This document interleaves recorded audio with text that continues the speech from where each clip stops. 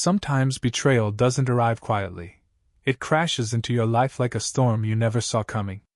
I thought my marriage was built on trust, a fortress no one could penetrate. But one night, in the glow of a family gathering, I saw something that shattered me to the core. My wife leaned in, and in front of my eyes kissed my brother. The room didn't go silent, the world did. In that moment, everything I believed about love, loyalty, and family collapsed. And that was only the beginning of the nightmare that followed. Life has a strange way of lulling us into comfort just before ripping the ground out from beneath us. For the longest time, I believed I had everything a man could ask for: a stable job, a loving wife, and the kind of family bond people envied.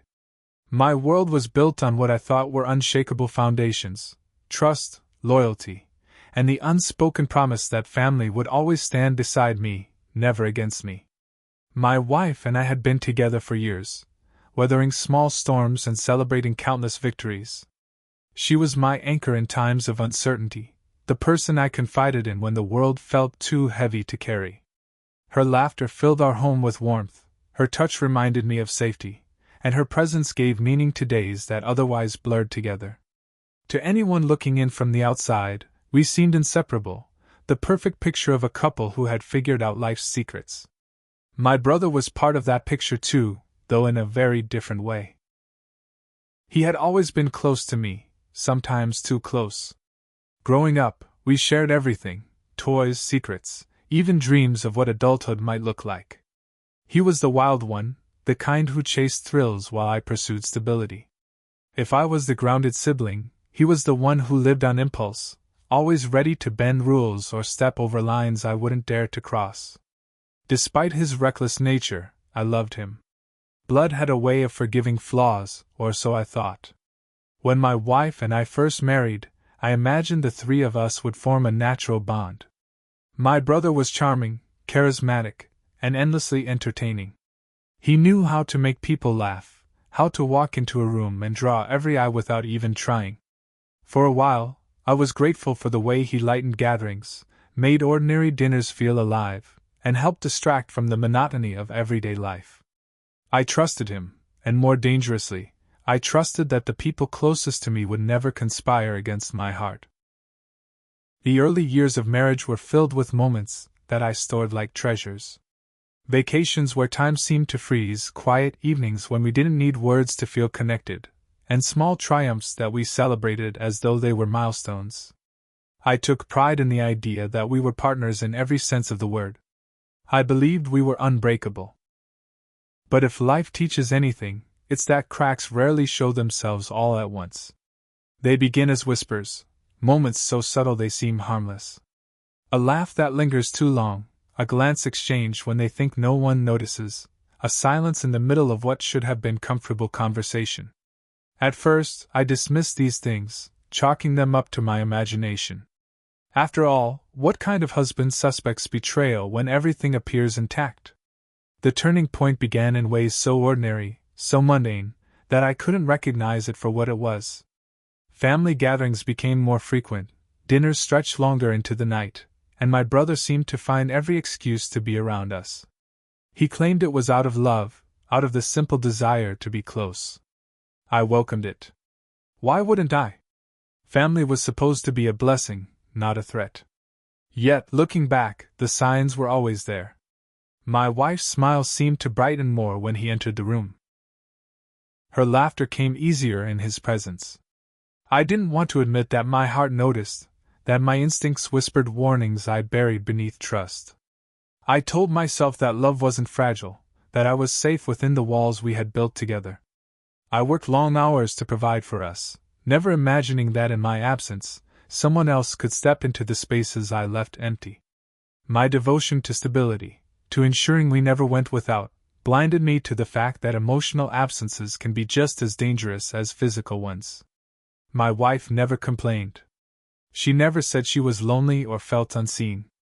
Instead, she smiled, reassured me, and gave me no reason to doubt her loyalty. And yet there were nights when I would come home and sense an energy in the air I couldn't explain. My brother sitting too comfortably on the couch, his shoes kicked off as though he lived there. my wife preparing meals that seemed too elaborate for an ordinary evening. Their conversations carried a rhythm I couldn't quite follow, laughter timed in ways that excluded me. Still, I convinced myself it was nothing.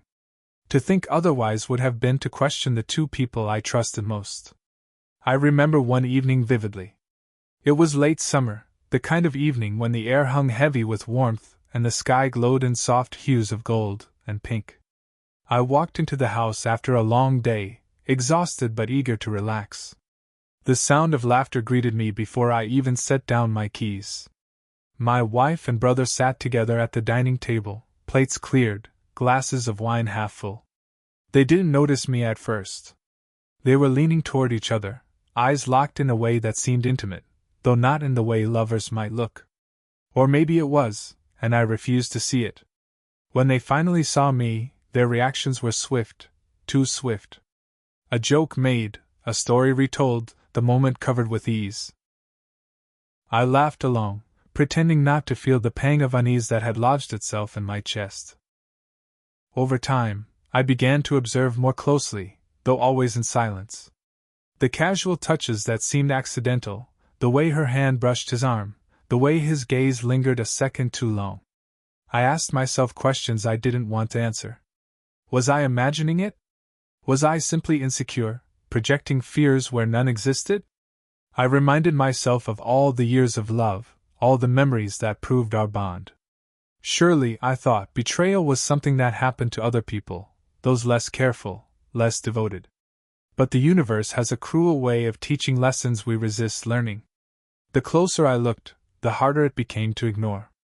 My brother's visits became more frequent, his presence almost expected.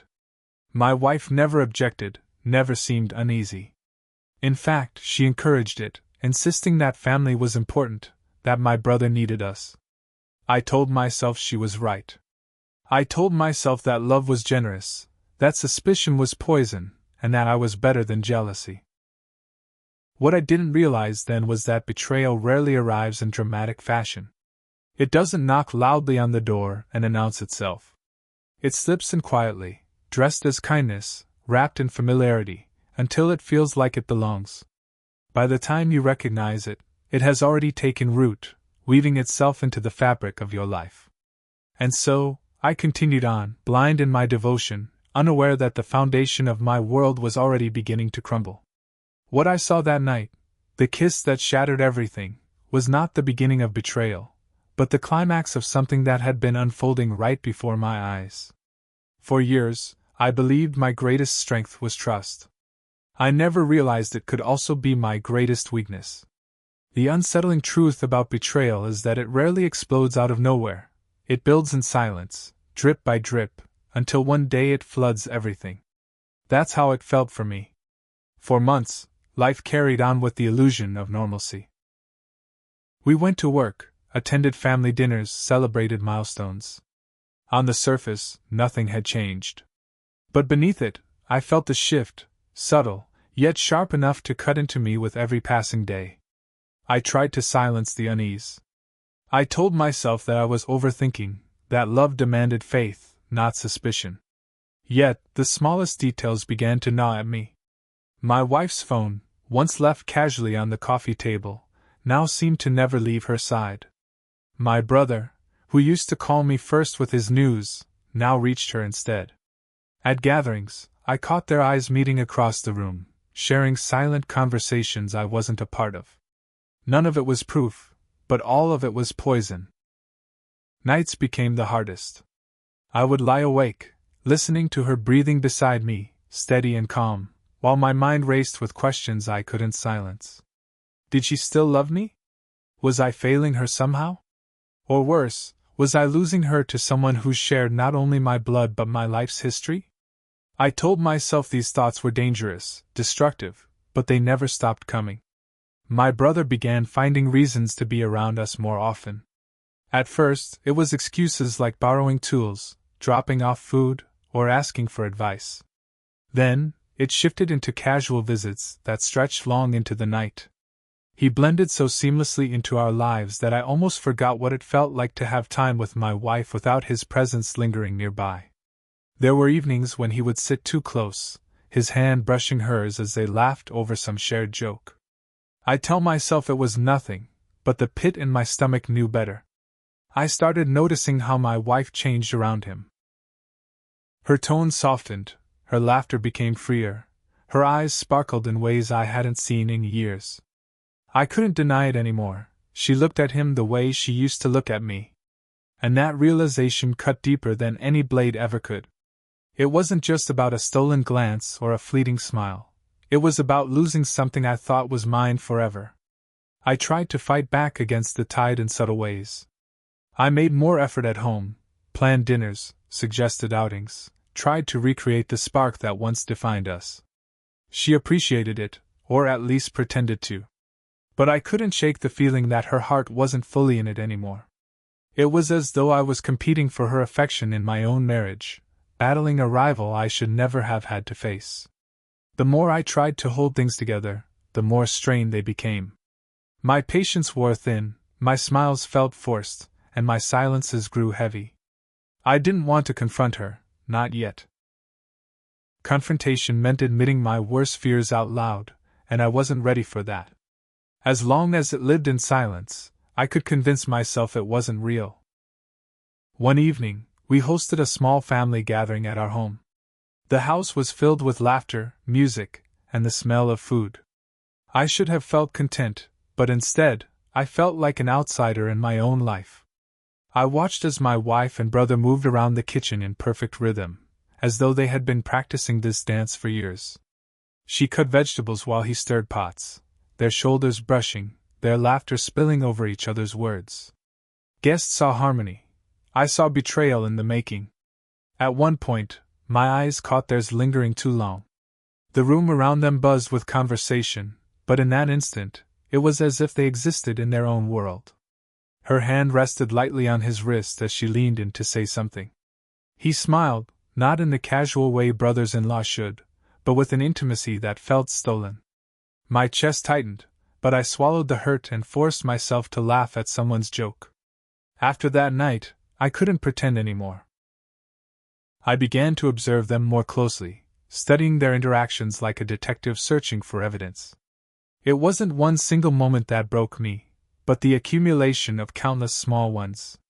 A text she smiled at in silence. A phone call she took in the other room.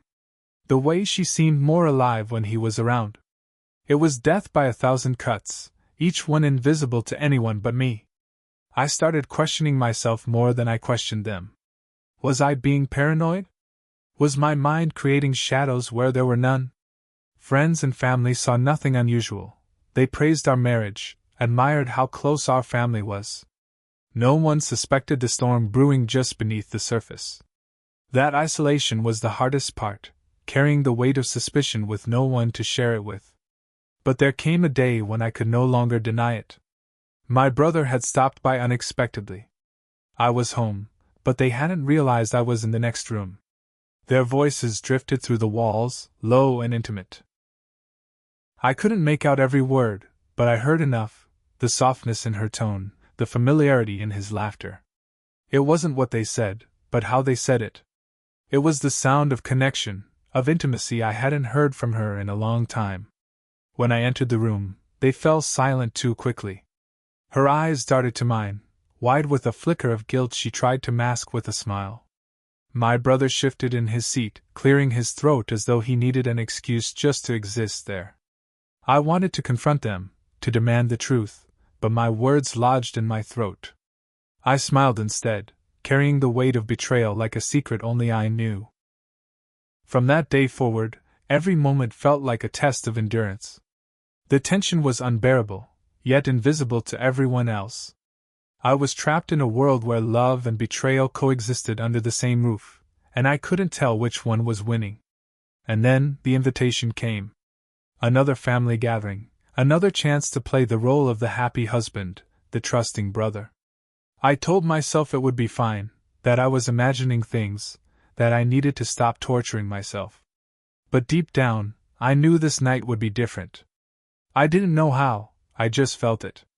Something was going to happen, something I couldn't ignore or explain away. That night would become the turning point, The moment everything I had feared came crashing down in front of me. There are moments in life when time seems to stretch, when seconds feel like hours, and the weight of what you're witnessing threatens to crush you entirely. The night of that family gathering was one such moment, a scene etched into my memory with painful clarity, impossible to erase no matter how many times I've tried. The house buzzed with life that evening. Relatives filled the rooms with conversation and laughter, the smell of food drifting through the air, the clinking of glasses punctuating stories and jokes. To anyone else, it was a celebration of family, of togetherness. But for me, it was a battlefield, my heart waging war against my instincts, my mind begging me to believe that everything was fine. I remember standing in the living room, holding a drink I barely touched, watching my wife and my brother from across the space. They moved around each other, as though the world revolved solely between them. She leaned in to adjust his collar, her fingers lingering longer than they should have. He brushed a strand of hair from her face with an ease that screamed familiarity. To the crowd, it looked innocent. To me, it was a knife twisting deeper into a wound I had tried so hard to deny. I wanted to look away, to focus on anything else, but my eyes betrayed me, glued to their every movement. My chest tightened with each passing second. My breath grew shallow, my hands clammy. I told myself I was imagining it, that I was reading too much into gestures that meant nothing. But deep down, I knew I wasn't wrong. I had never been more certain of anything in my life. The night dragged on, and I moved through it in a haze, smiling at relatives, nodding at stories, all while my mind screamed in silent agony. The betrayal I feared was no longer a shadow in my mind, it was playing out in front of me, masked as innocence. And then it happened.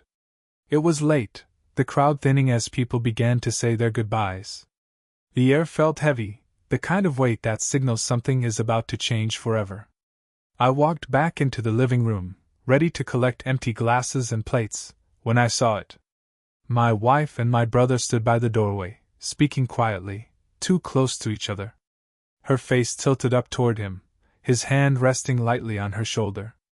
They shared a look I had never seen before, one of longing, of familiarity, of something that had no place between them.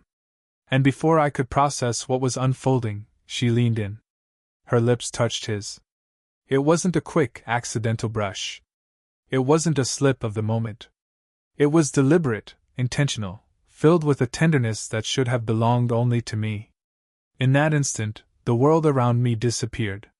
The laughter of family, the clinking of glasses, the hum of conversation, all of it faded into silence. My heart pounded so loudly I could hear nothing else. Time slowed. I stood frozen, unable to move, unable to breathe. My mind screamed that it couldn't be real, that my eyes must have deceived me. But there it was, undeniable and cruel, my wife kissing my brother, right in front of me. The shock was paralyzing, but the pain came like a flood, overwhelming and suffocating.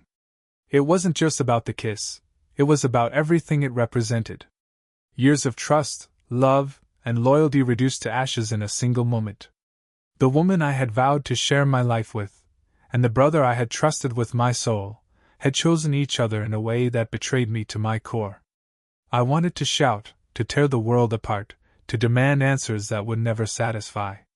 But instead I stood in silence, the weight of betrayal pressing down on me so heavily that I could barely stand. They didn't see me at first. They were lost in each other, wrapped in a secret they had no right to share. When they finally noticed me, the look on their faces said everything. Her eyes widened with horror, his expression flickered with guilt, and in that split second, I knew the truth had been alive far longer than I had dared to admit. The room seemed to close in on me, the walls pressing tighter, as though they wanted to suffocate me. My drink slipped from my hand, the glass shattering on the floor, but even the sound of breaking glass couldn't compete with the sound of my heart splintering inside my chest. Every ounce of trust, every memory, every promise, it all broke in that moment, as fragile as the shards at my feet. I stumbled back, the room spinning. Faces turned toward me, confused, concerned, but I couldn't hear their voices. All I could hear was the echo of what I had seen, the image burned into my mind. My wife kissing my brother. My world collapsing. I walked out without a word, the weight of betrayal crushing me with every step. The night air hit my face like a slap, but it didn't bring relief. Nothing could. I drove aimlessly, the road stretching endlessly before me, my hands gripping the wheels so tightly they shook. Tears blurred my vision, but I didn't care. The pain was too raw, too consuming to hide. In the days that followed, silence became my only companion. My wife tried to speak, but her words were meaningless, drowned out by the memory of her betrayal. My brother avoided me, his absence louder than any apology he could have offered. I moved through life like a ghost, numb yet burning, hollow yet heavy. The betrayal wasn't just in the act, it was in everything it revealed. That my trust had been misplaced. That the people I loved most were capable of the deepest cruelty. That the foundation I had built my life upon was nothing more than fragile illusions. I replayed the moment over and over, torturing myself with details.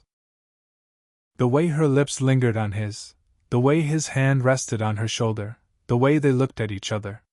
I questioned every memory, every laugh, every shared moment between them, wondering when the line had been crossed. Was it months ago? Years?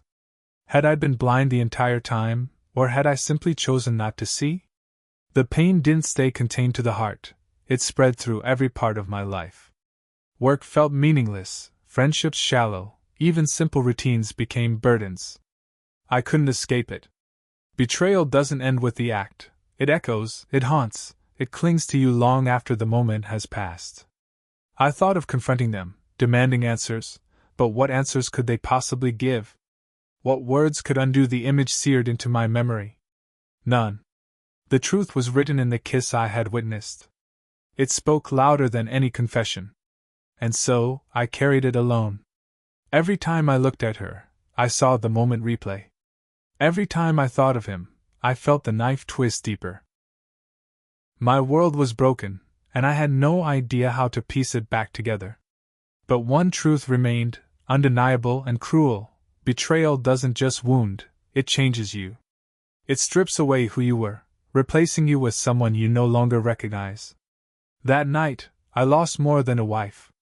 I lost a brother. I lost a version of myself who believed in trust, in loyalty, in the sanctity of family.